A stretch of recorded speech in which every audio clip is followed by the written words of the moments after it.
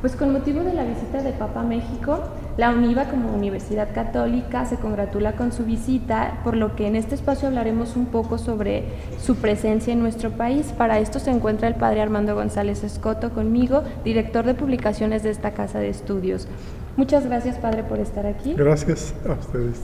Para comenzar, me gustaría que nos hablara sobre por qué se dice que el Papa Francisco es el Papa revolucionario, una comparación que se le hace con San Francisco de Asís.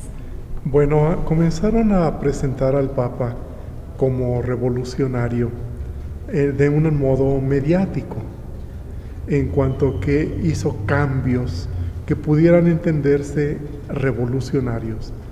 En primer lugar, en la manera de presentarse y de moverse y de relacionarse de un Papa, que siempre se ha considerado como un personaje en cierta manera sacro, inaccesible, lejano, pero que el Papa Francisco rompió con ese tipo de esquemas, como inicialmente lo había hecho ya también Juan Pablo II, y creó un ambiente de acercamiento a las personas, y destacó algunos elementos que son propios del Evangelio, pero que a veces como que pasan a segundo plano, sobre todo en el campo de la sencillez, de la humildad, del trato que da a las personas. Y en ese aspecto, el hecho de que hubiera elegido como nombre el de Francisco, que en su momento fue también un gran revolucionario de la ecología, se entiende que se veía como un programa del Papa en torno a lo que fue el mensaje y el compromiso de San Francisco de Asís a propósito de la fraternidad y de la relación del ser humano con la naturaleza. Y obviamente un santo, Francisco de Asís, muy humilde, que hizo de la pobreza su hermana, etc.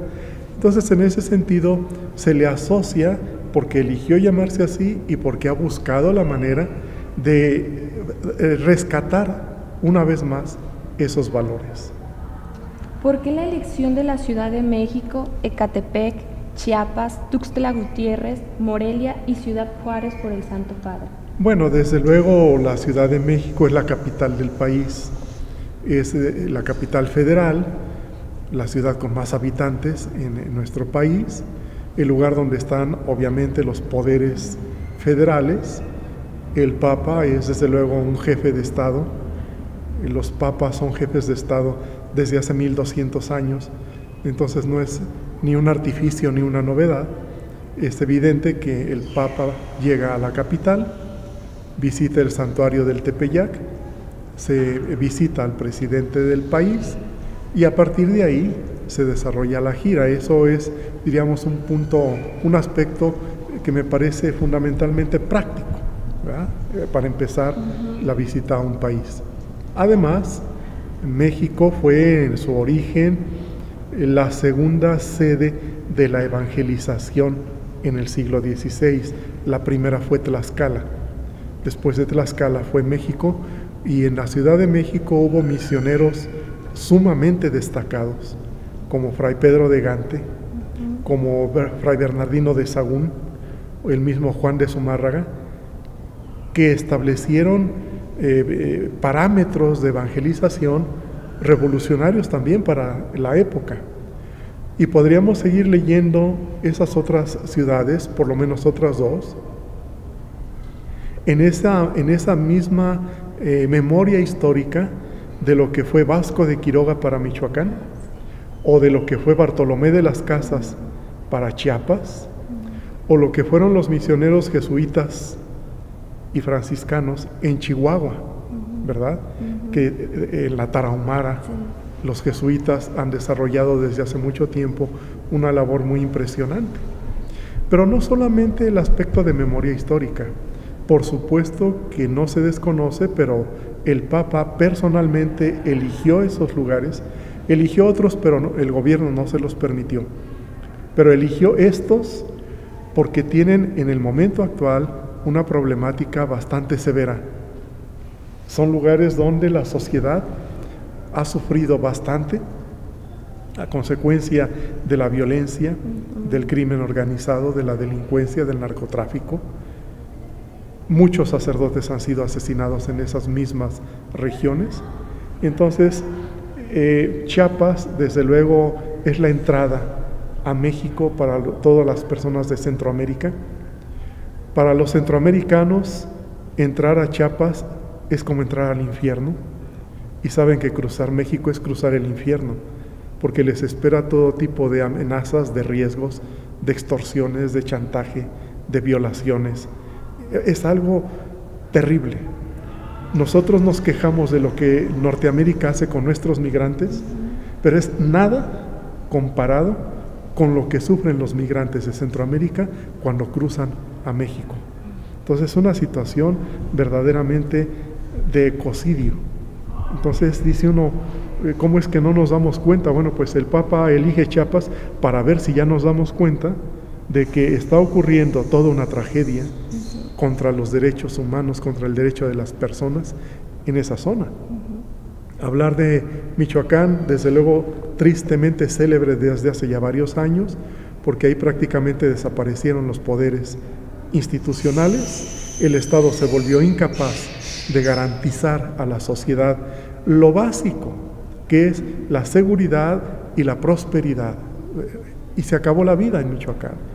Sabemos todo lo que ha ocurrido, es un estado que ha sufrido muchísimo. La gente perdió sus tierras, sus ranchos, sus casas, sus familiares, perdió la paz. Tiene años que la economía del estado de Michoacán se desplomó.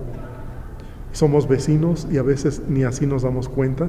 Entonces es también un estado de mucho sufrimiento. Y Chihuahua, no solo por el tema de las desaparecidas, las mujeres, que ha sido una cuestión ahí que lanzó por primera vez en nuestro país la alerta de género, sino también porque es otro cruce fronterizo. Es un símbolo del cruce de la frontera, donde muchos latinoamericanos, no solo mexicanos, llegan a lo largo de toda la frontera, desde Tamaulipas hasta la Baja California, a buscar cruzar la frontera, a exponerse a todo tipo de vejámenes, también de parte de Estados Unidos, y también de los traficantes de personas que operan en la frontera, mexicanos y de muchas otras partes del mundo incluso. Son como espacios donde el sufrimiento humano se ha concentrado de manera muy particular en los últimos años en nuestro país. No son todos. Hoy día sería difícil decir en qué parte de México todo está funcionando bien, pero hay como que son lugares emblemáticos donde el Papa quiere como acoger a todos los que sufren el problema de la migración.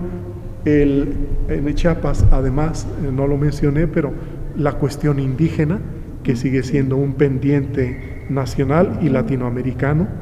Entonces, lugares donde se concentra y se vuelven emblemáticos para buscar o llamar la atención a la solidaridad humana, la solidaridad social, para interesarnos por hacer cosas más concretas en favor de tanta gente que efectivamente está sufriendo. En el fondo esa es la razón, y también por eso se ha dicho mucho cuando se preguntan, bueno, ¿y cuál es el mensaje del Papa? Ya lo dio desde que eligió esos lugares, ¿no?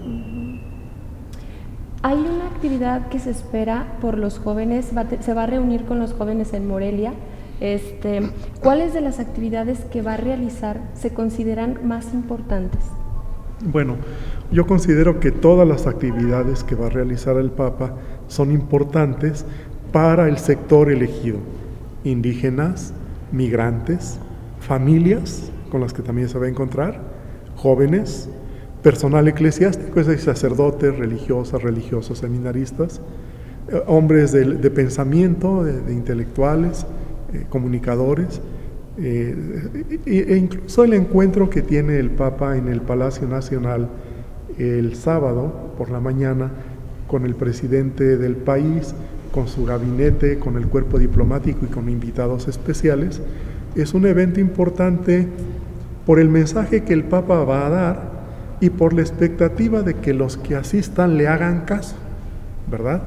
O sea, que si el Papa va a hablar en contra de la corrupción o en favor de la justicia y de los derechos humanos, pues los que van ahí, que son gentes que tienen poder, que tienen decisión sobre las cosas que ocurren en el país, pues en una de esas le hagan caso. Sí.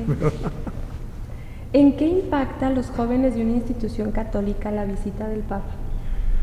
Bueno, los jóvenes que vienen a estudiar a esta universidad, en principio se supone que lo hacen porque advierten un nivel de calidad educativa para ellos aspirar a una realización posterior.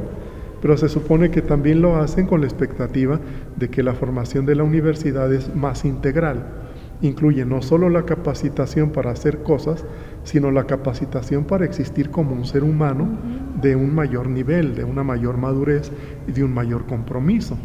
Si en eso es en lo que estamos vibrando, los jóvenes de esta universidad tienen que estar muy atentos, porque es el guía de la Iglesia Católica el que viene a México. Nosotros somos católicos, entonces recibimos a aquel que tiene la misión de guiarnos a la hora de enfrentar los grandes retos del momento contemporáneo. Como Universidad Católica, ¿en qué debemos poner mayor atención de su visita? Yo pienso que la universidad debe poner atención a la visita del Papa, sobre todo, por lo menos, en dos cosas.